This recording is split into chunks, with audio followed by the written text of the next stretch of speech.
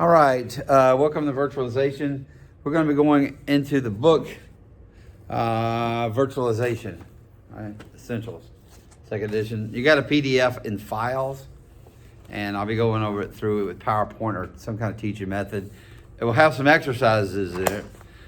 So far, we've kind of went over some definitions of virtualizations. It's good to see several people's angles. We watch a couple of YouTube videos, a couple of what virtualization is.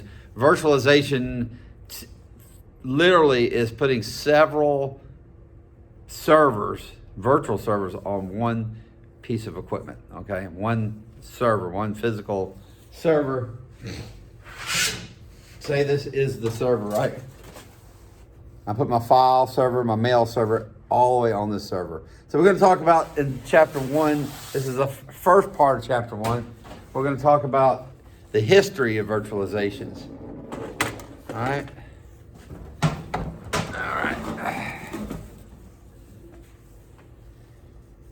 So here's virtualization. Three things: describing virtualization, understanding the importance of virtualization, and understanding virtualization software operation. We're going to talk about that in this chapter. Okay. The future is now. Okay. We go all the way back to like the 70s and 80s when we had these big, this looked like something Epcot would have. The big mainframe computers. They were so massive. They were huge. Okay. And we go all the way to that point. Let's see, I'm going to use my keyboard, I guess. They were so big that actually you had to take panels. I worked for a moving company one time in Dallas, and we would take the moving panels out of the building to get the mainframe computers in. They would use a crane or some kind of forklift, but we would take the side panels out, and it was like there was no way you could get it up and down the elevator. It was so big. These things were so big. The word virtual learning, virtual shopping, VLAN, everything is virtual. Okay, the word virtual became being used. Okay, and when we said virtual reality, we started using the word virtual, like in the 80s, and the word virtual. There's even a thing called a VLAN. Okay, and this is a diagram of a LAN where we virtually create other LANs on our switch, and our switch has something magical in it that creates other magic. This word VLAN, most buildings, most facilities, business facilities have what they call a VLAN in them.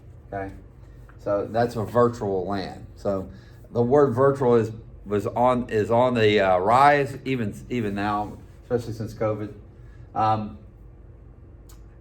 This is the Popek and Goldberg made some rules. There's going to be two people in this PowerPoint that made rules or laws, and they went down in history for making such a law. This is fidelity. The environment of it creates for the VM is essentially identical to the original hardware physical machine. So if we have a server, a virtual server, it's got to be, the environment has to look, from the user, has to look like a server. It's nothing virtual about it.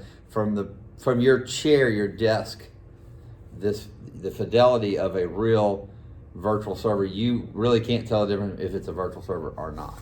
Okay, so it's going to act just like the virtual server. Okay, isolation or safety. Okay, so if I have 3 applications, there's going to be an isolation. If you look over here, here's a cafeteria plate. I thought that was funny. Are you one of these people that can't have your food touching? And so the beauty of the cafeteria plate is everything is isolated, right? The sandwich doesn't take the strawberries, and the strawberry doesn't touch the cookies. And I guess those are chips or potatoes. They don't touch the strawberries.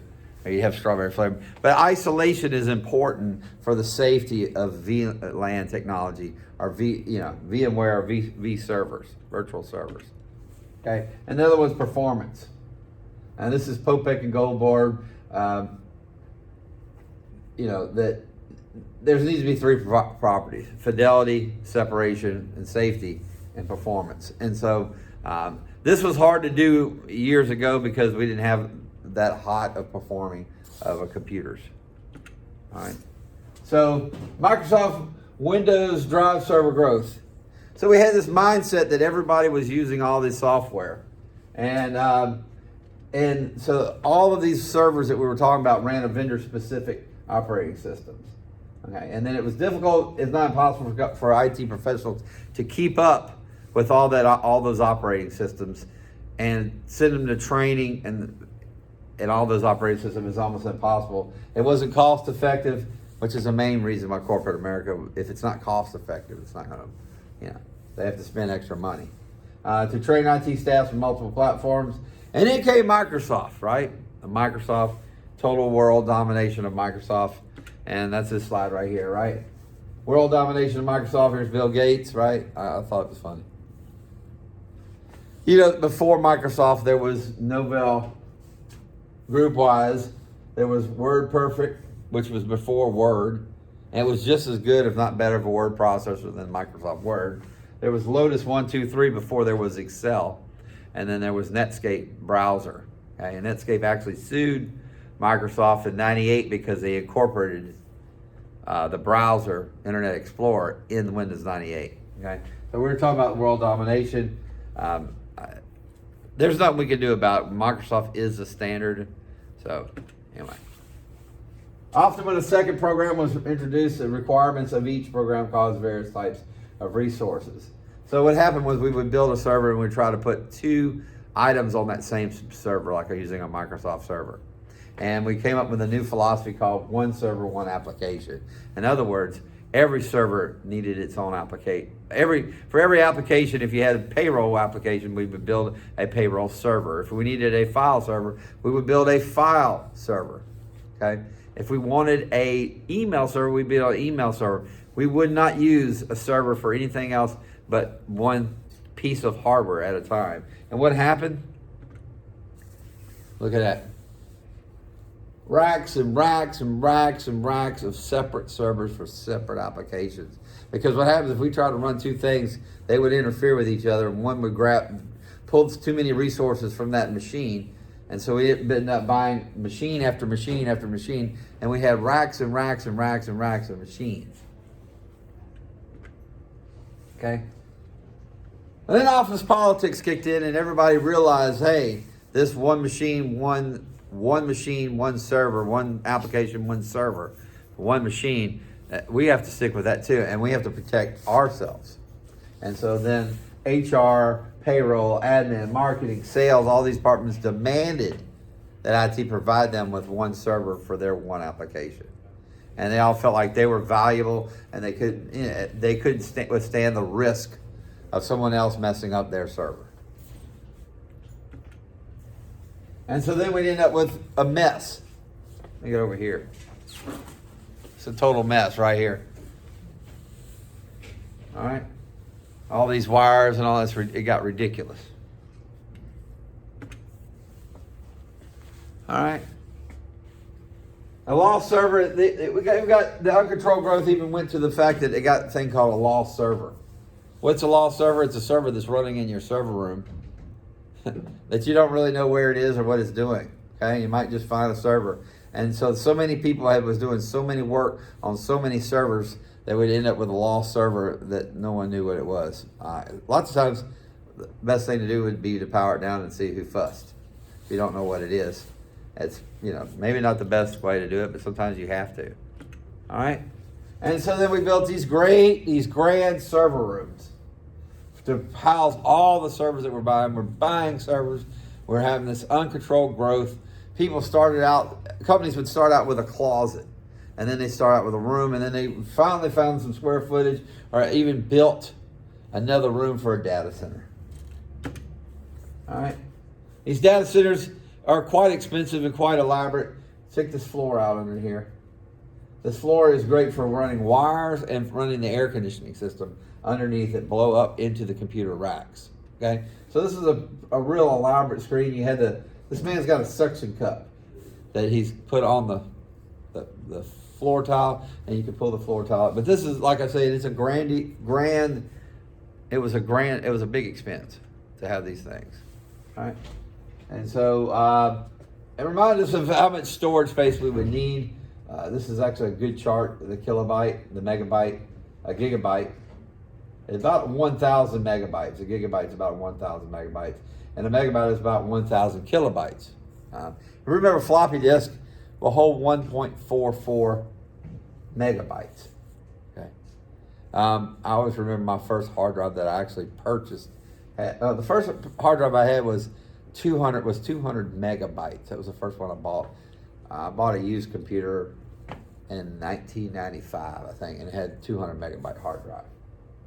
So my first big hard drive I bought was 6.4 gigs. I thought it really about it. So 1 terabyte is about 1,000 gigabytes. So petabyte, exabyte, zettabyte, yettabyte. Yettabyte, I like that one. It's like if you were almost eating the hamburger and you had one more bite, you had yettabyte to eat. I'm sorry. Okay. All right. And then we had the Moore's Law. This is the second law of this part of the chapter, is Mr. Moore's Law. From the early 90s to the 2000s, computer performance grew exponentially. I remember that we had a 33 megahertz computer, megahertz, right? I said it, megahertz computer, and we put a 66 megahertz processor, doubling the processing speed. And then we went to 120 and then 100 or 120 megahertz, up to 200 megahertz. In the same case, we were just pulling the motherboard out and rebuilding those computers. We thought we would go on like that for a long time. And this is how the things grew. The transistors, and we went from the Pentium to Pentium 2, and this is the years, 2000. This goes to 2015, Ivy Bridge Core, i7, Pentium 4, Pentium 2, Pentium. And I came in about 1995 when we had the 486. All right, well, when I started in 1996, we were still working on 386s, okay? And then we went into 486s. So there was a couple 386s in production, and they were slow, but they ran what the software was at the time well. All right, so Moore's Law says that processing power roughly doubles every 18 months. Okay? That was Moore's Law. Every 18 months, they double the power. We need the power. All right, and so this is the server replacement models, purchase and replace 3 to 5 years, or we lease servers. So if you're in charge of an IT, I always think upon that. If you were the manager of IT and you had servers and you had to do something with it, there's 2 ways to do that. To keep them for 3 to 5 years, and then every 3 to 5 years, fade them out and replace them. All right. Or you can lease servers. They're actually like Hewlett Packard always had a plan where you could lease a server, and after the lease was up, you'd pay nothing. And I don't know what the best way is. It has to do with taxes and how that works. Okay. The last item you need to understand here is that the servers actually worked does not typically increase at the same rate as the server's capabilities. And so lots of times you would buy a higher performance server, and that could take you past those 5 years. You can do that with a computer. And you put a lot of RAM in a computer, lots of times that computer may last you longer than you think because you bought a higher performance computer. And so that's what people were doing. They were buying a higher performance. Okay. And then MOX VMware. Okay. And this is the virtualization comes in. The first commercially available solution to provide was 2001. It was VMware. VMware was the first one.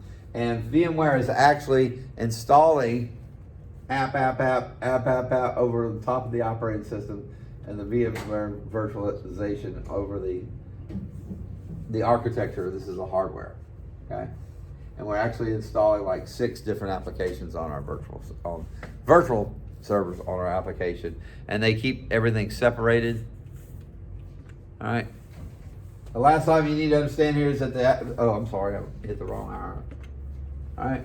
We did with this consolidation of the servers, okay? File server, print server, email server, database server, web servers. This is actually a great diagram to take a look at. There's a virtualization host, which is a physical server, and all these applications went into a funnel and were on this service, okay? This is a 4.1 ratio, and what was happening now is that we were now consolidating, and we were cutting back on all that whole room full of servers. So it says even a modest consolidation of a 4-to-1, which this is actually a 5-to-1, 4-to-1, 3/4 of the servers in the data centers we could cut down on. We could have 75% less servers. Okay. And then consolidation drives down the cost, right? We have less power. If we can put 5 applications on one computer, right? We've already talked about this.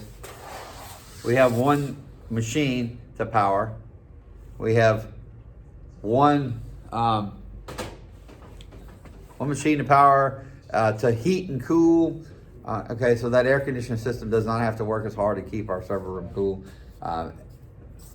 In some places, it really did happen. They really did get rid of 75% of their servers so they could consolidate.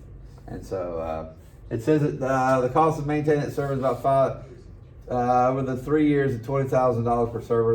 The initial hardware spent 3 years of maintenance cost. Okay, so they're talking about manpower. What do you call it? Power, having it heat and cool. That's the kind of money that we're saving by consolidating their servers. All right.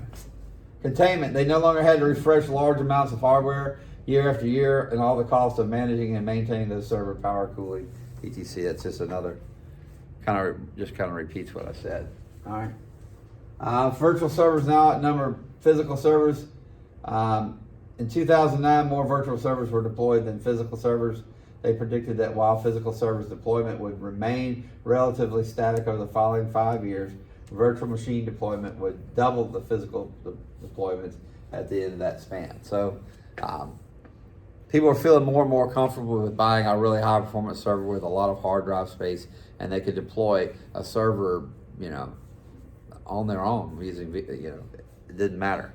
Okay, the cost didn't matter. Remember, let's back up and think about the cost of a server. You have to get approval, you have to buy the server, you have to buy the operating system, and all that stuff could cost you about 10 grand, depending on the performance of the server. A modest server setup from Dell would cost you about 5. So, but by the time you bought all the software, but once you had the big server and the software and the hardware, you could spin up servers all you wanted. All right, that concludes the first part of that chapter.